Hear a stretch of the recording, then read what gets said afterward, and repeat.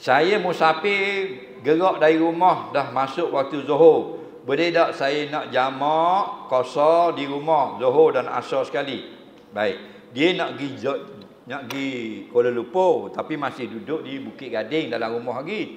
Orang pun bang tu, Allahu Akbar. Boleh tak semayang jamak? Di rumah lagi.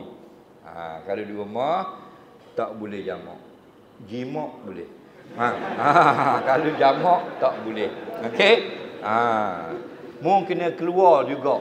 Okey? Kita duduk di rumah dah, duduk simpan-simpan barang, duduk panah injil kereta, tak keluar lagi. Orang bang tu, Allahu Akbar, Allahu Akbar. Masuk dah Zuhur. Kita tak mau semayang di rumah. Pasal siap dah. Naik kereta. Boleh jamak dah lagi? Boleh.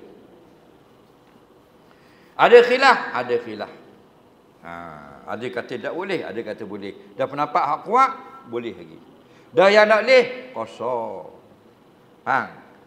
Kerana apa? Kerana ketika masuk waktu, kamu tidak lagi musafir. Faham? Jadi kamu nak semayang lagi, semayang jamak saja. Okey? Nampak? Qasar tak boleh. Apa yang tak boleh qasar? Zuhur. Asar boleh dah, kita keluar dah musafir. Faham lagi? Soalan seterusnya.